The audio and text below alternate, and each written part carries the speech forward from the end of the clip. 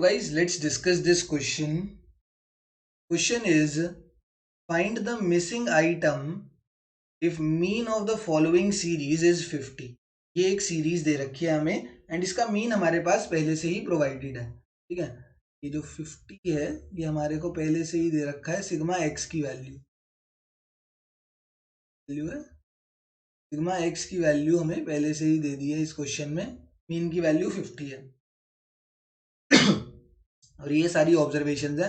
अब यहाँ पर मुझे ये वाली टर्म नहीं दे रखी थी तो इसको मैंने x मान लिया और सारी जो मेरे क्लास मार्क्स थे उनको मैंने वैसे ही लिख दिया एंड फ्रीक्वेंसीज को भी मैंने सेम लिख दिया. बस इसी टेबल को मैंने वर्टिकल फॉर्मेट में लिख दिया क्योंकि हॉरिजॉन्टल फॉर्मेट में थोड़े गलती होने के मुझे चांसेस लगते हैं तो मैं वर्टिकल फॉर्मेट में इधर लिख दिया. उसके बाद अब देखते हैं एफ एक्स है तो हमें पहले तो मीन का फॉर्मूला क्या होता है. मीन का फॉर्मूला तो पता होना चाहिए, मीन दे रखा है तो मीन निकालने का फॉर्मूला होता है sigma F x upon sigma F.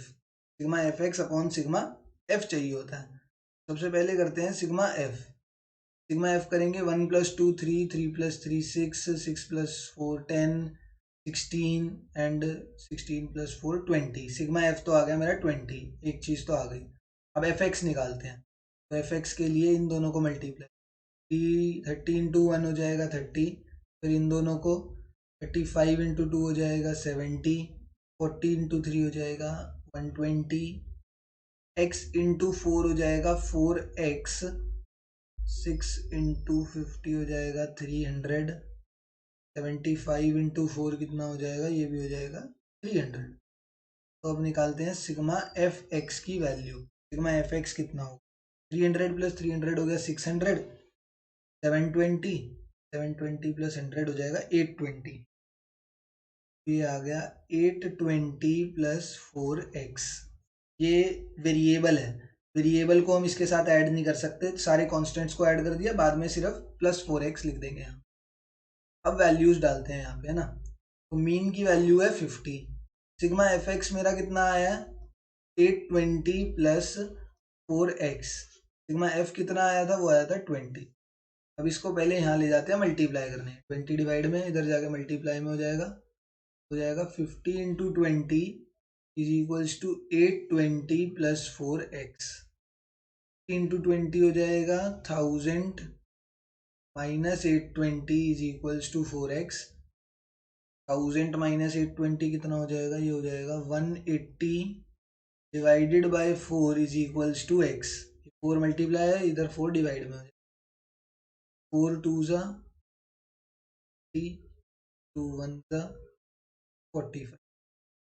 x की वैल्यू कितनी आ गई है, x की वैल्यू आ गई है हमारी 45 एंड यही हमें फाइंड आउट करना था.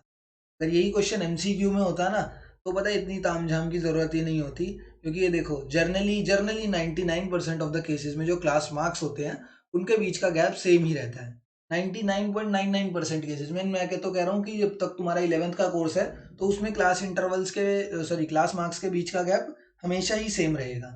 जब आगे जाके फर्दर इकोनोमेट्रिक्स और इकोनॉमिक्स पढ़ते हैं ना और स्टैटिस्टिक्स पढ़ते हैं तब ये चीज़ें थोड़ी सी डिफरेंट हो जाती है कि इनके बीच का गैप चेंज हो जाता है. बट जब हम अभी 11th में पढ़ रहे हैं तो हमेशा क्लास मार्क्स के बीच का गैप सेम ही रहता है.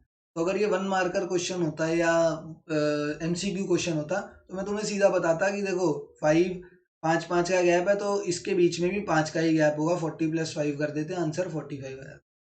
बट ये एमसीक्यू क्वेश्चन नहीं है तो हमें पूरी एक्सप्लेनेशन के साथ पूरी टेबल बना के क्वेश्चन करना है. अगर ये 3 नंबर का या 4 नंबर का या 2 नंबर का भी क्वेश्चन आ जाए तो भी पूरी एक्सप्लेनेशन के साथ ही हमें इस क्वेश्चन को करना है. ठीक है, तो द वैल्यू ऑफ x और the missing value in this question is 45.